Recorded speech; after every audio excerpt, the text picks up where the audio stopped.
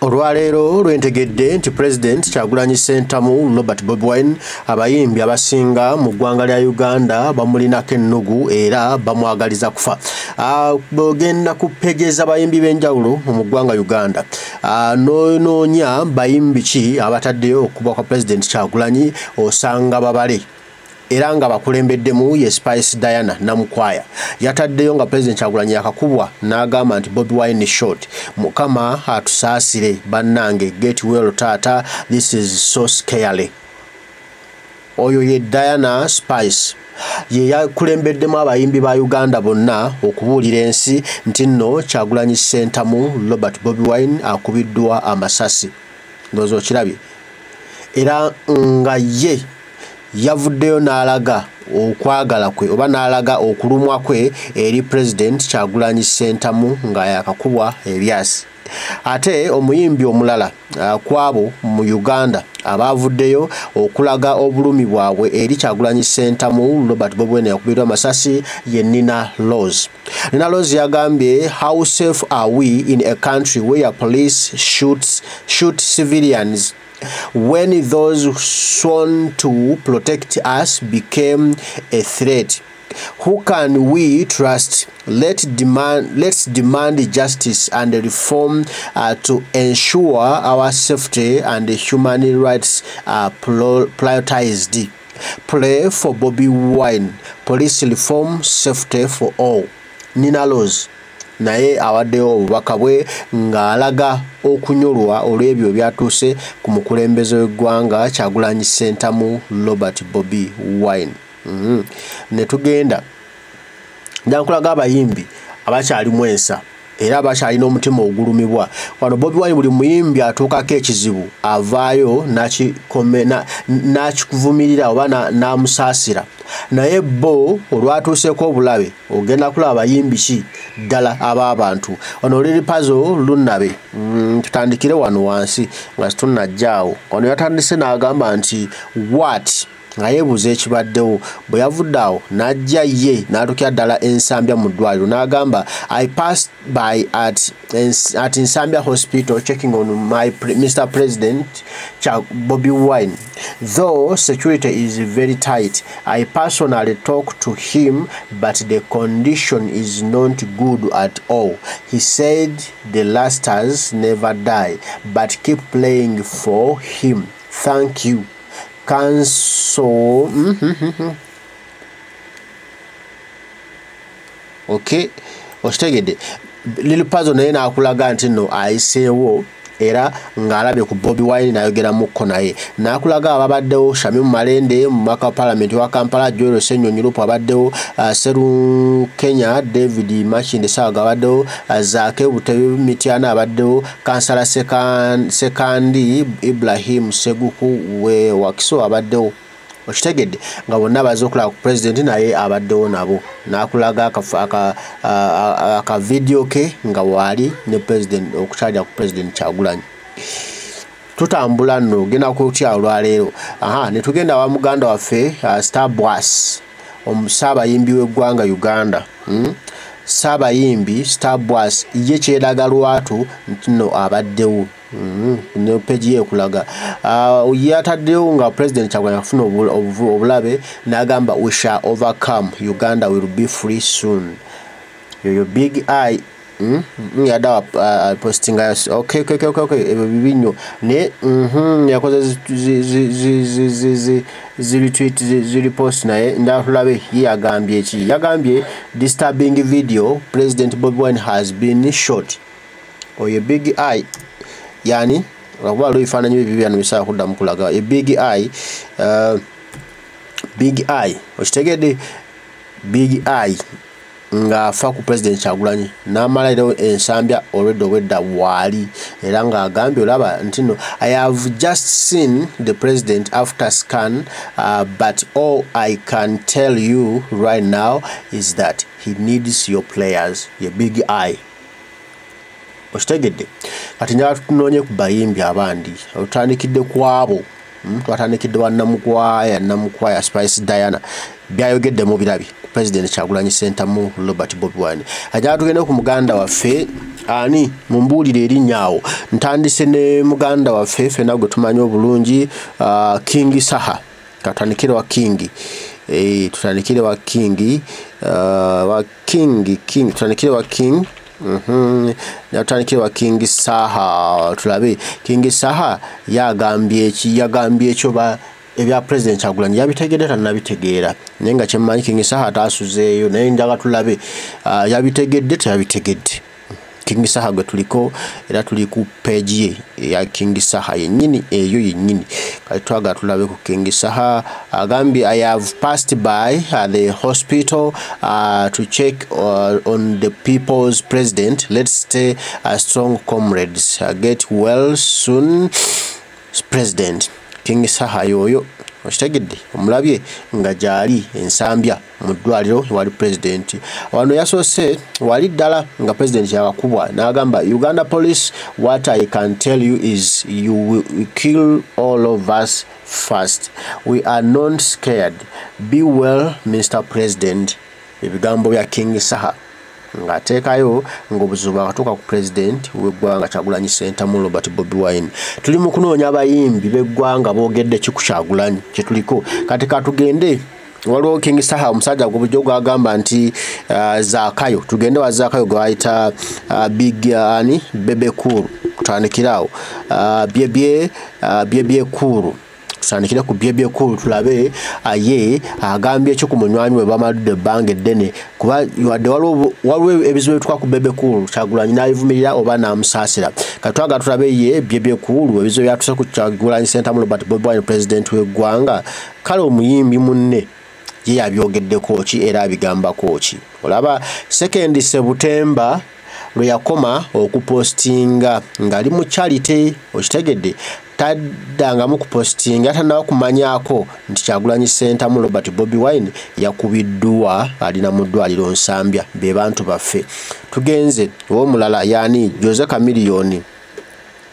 Chameleone siye mukwano gwa Bobi Wine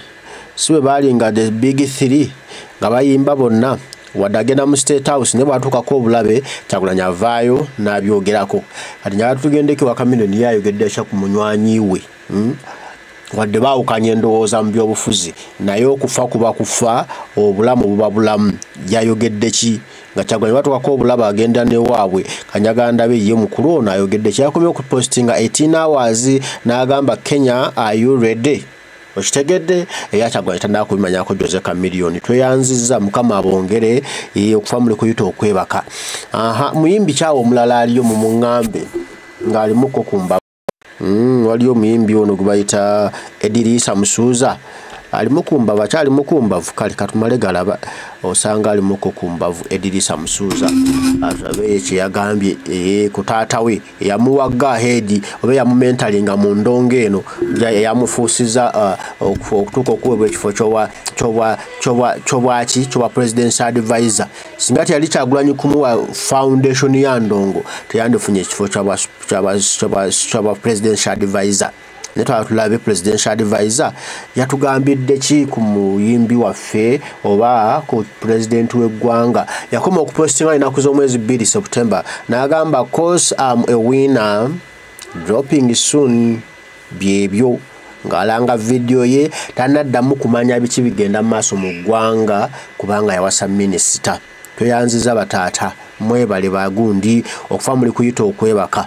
mubitegedde kati tugendeko wa muyimbi kyawo muŋŋambe tunonye ku muyimbi kyakyalimu embavawo oyo makinde gwe mugamba sijja kumunoonya tumuleke taliimu mbavu musajja watumumuleke ennaku nnyingi watumugezeeko tulabe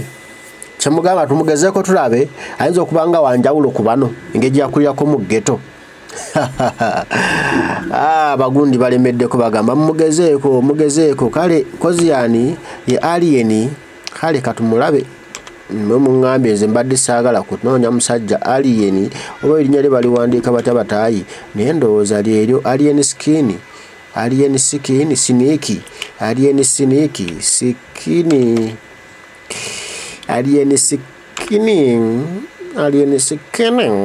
njagala ndabe oba tunaafuna erinnya tunamufuna nga baaliyeni bangi yoona tewakuba yoono kweri kweli yaliwa alien snake namufuna kweli alien snake nga page sizitegeera nga page nga teri official bulungi ndabu page bungi obweyite erinnya katwala eriwa so yetwaleko kweno tulabe oba yeyo naye sisuubira nga na followers kakaaga neddayo nfu banange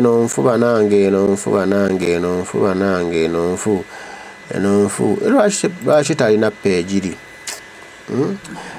ekyo kinadde magamba tetujjaayo kuba ati nze siraba page erimu magezi sigiraba kale katumuleke yakoze situkimanyi naye katumuleke kubanga nange sigiraba page ye ginoonyeze embuze oba gyeri simanyi atunoonye kwanaawo waliwo palaso no atugamba mukwano gwa Bobi Wine simanyi anko palaso bajiwanike batu palaso batu baloneka palaso koze yita palaso music wa palaso so tunoonye tulabe wa palaso Sabazi team na ebyo omuntu gwayita palaso amanyikiddwa mu nsi bamumanyi anange Facebook yange yenfu oba ndwadde nga temanyi palaso kasoke nteeko palaso yugi tulabe palaso musica tulabe palaso musica tulabe palaso mwana palaso yono alabika yono Uncle P ayaka yono Uncle P ono yenyini Uncle P yemufunye Uncle P mufunya nyadne ku Uncle P ono atugamba muze ndi mukwano gwa Bobi is my brother Uncle P 20 minutes yakapostinga Kenyans drop your flag kale katulabe ali Kenya ebe Kenya manyi bega tamanyi 22 hours tomorrow is my official birthday party okay Uncle P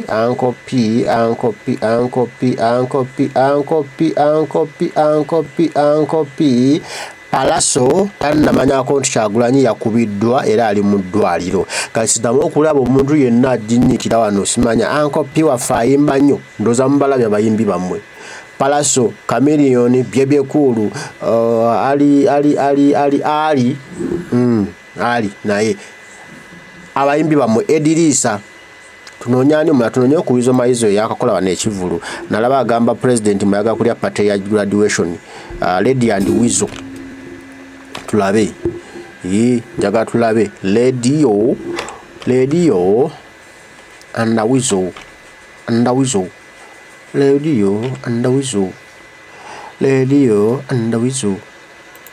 njaga tulabe tuli mu kuswaza abayimbi bano bado ne batulimba mbu tagala nnyo Kyagulanyi naye in this trying moment what have they said kyekisinga obukulu kuba kuno okufa Bobi Wine yabe yagalidde yali talina musango gwakozesa date nno abali mu kwekalakaso balina gwakuba naye quickly recovery Mr. President thank you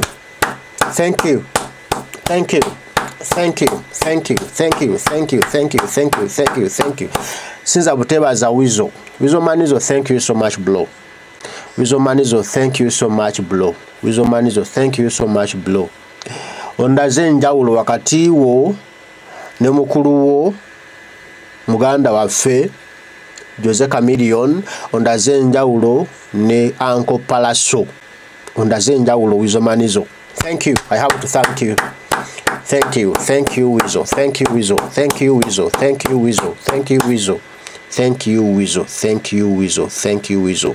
I have to thank you 1,000 times. Thank you, Wizo. Olazenja ulo mubana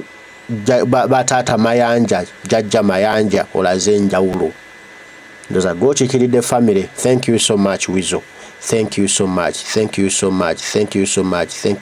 Wizo. Quickly cover Mr. President. Yakuchimaze. Mazama mima thank you Wizo kanyaga tunonye ku bayimbi abalala waliwo wano omuyimbi bannayuganda gwe bakatwala mu ggwanga lya America mu convention ya Nuupu omuyimbi oyo yani ye ye Lydia Jasmina bannayuganda bannankyukakyuka bamututte emitale eyo era yayimbye nnyo ku boat cruise okwo abaana n'abalaga amakudde awo n'abaana ne basanyuka nnyo bannayuganda bali mu America eyo kanyaganda be Lydia Jasmina mukwano mbu gwa pulezidenti yabitegedde Kyagulanyi alina obuvuzi bwe batannabitegeera. Lydia Jasmina yakoma okupostinga nga 31 n'agenda mu luwummula era tannawulirako kintu nakimu kigamba mu nsi yonna. Kino Kyagulanyi yakubiddwa takimanyanga nako takiwuliranga nako nti nno Kyagulanyi ali ku kitanda ensambya. Tuyanze mama Lydia Jasmine, thank you munange, omukama akwongere mu ssera. Nonyeyo kwani awo Winnie Nwaji Winnie Nwaji aliwandika ate erinnya lye Winnie Nwaji,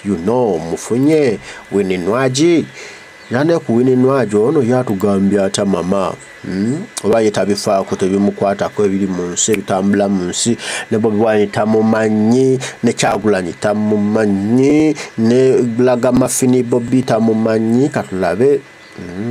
ko wa Winnie Nwaji yandiswaza abantu mama nze yakoma okupostinga nga 26 ogw'omunaana ebikate biri mu nsi tamanyi bigenda maaso era kimanyi no Bobi Wine ali nsambya mu ddwaliro takimanyi nonyeyo kwani awo ku Vinkalu bamuyita nyo Vinka benyewe bali limpandiika lya Luganda lya Luzungu yani Vinka yaganda be Vinka wandika ate erinnya lye Vinka wandika mpanse Vinka nyonya ku Vinka yuno mama Vinka artist yaganda ku Vinka yatagambya atya munyamu ku bayimbi ali muyimbi awamulala ali mu kumbavu sasa nempitako no Musangiza Avenue Musangiza Avenue wakyali embagu kanyayo njenjirabe ono yakisomye ku posting out 20 hours tatate kwa kuba 20 hours zapanga yataddeyo ko ku Bobi Wine tasobola Vinka neta kimanyi ko nti Bobi Wine yakubiddwa yatayagala kumana tali kwenda kumana okitegedde ati waliwo omuntu genda kunonya mu Musangiza Avenue ngera yasembayo bamuyita mwana muwala yani banna erinnya nga tayagala kungendako naye munaku zino adde muyimbi wa ggwanga koze muyimbi oyo yani banna lwaki erinnya lya kungendako bona yayimba mbuno masava tenga gocha muzijukize yani masava tenga gocha yani bannaye yani erinnya lye yani okay utegedde Azawi mwana muwala Azawi natulabeko ku Azawi yabitegeddeko nno Kyagulanyi yafunye obuvune yakubiddwa bubi nnyo ali nsambya mu ddwaliro mwana to Azawi omuyimbi w'eggwanga abimanyiko oba yakoma ku bya musolo tax manya gundi bagiyita bata bya collapsone byasemba okumanya ebyokuba Kyagulanyi tannabimanya ndandabe ku Azawi yakomye okupostinga 17 hours kachimi kale katulabe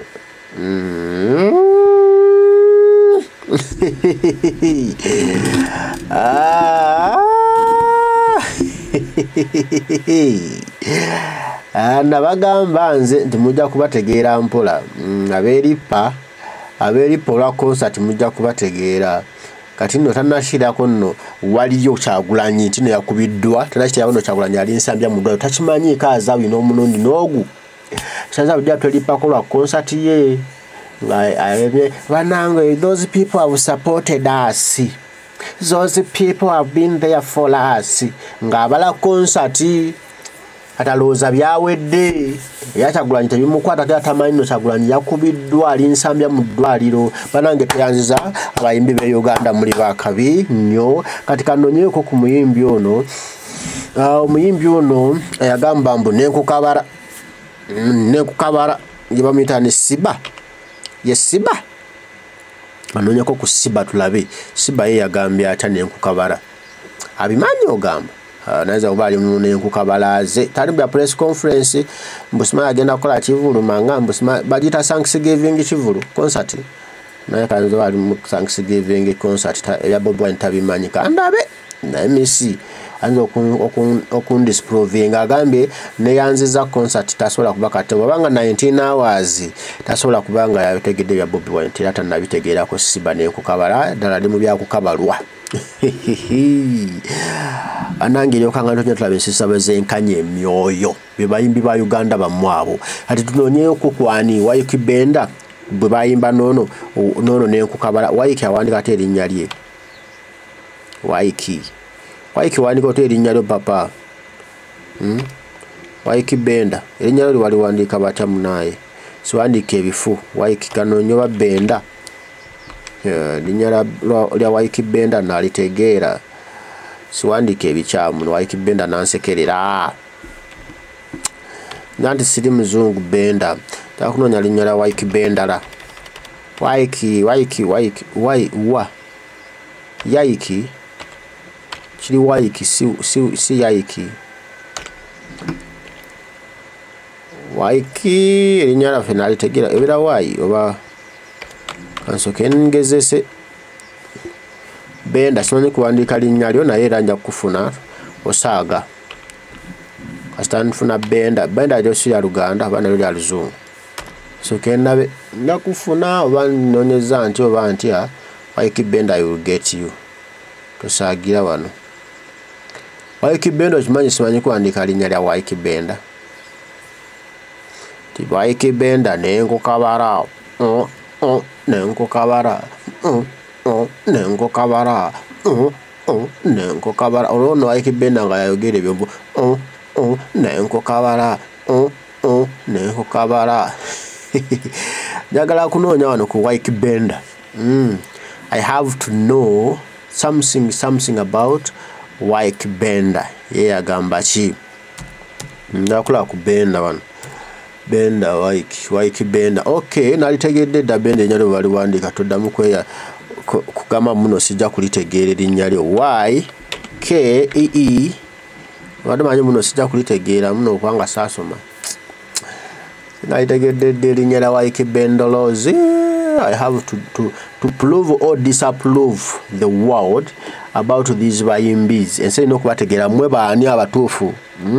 bemuyimba mwefa ku byebivulu byammwe temufa ku bulamu bwa bannammwe there I will get you wayiki benda I'm in a different mood today njagala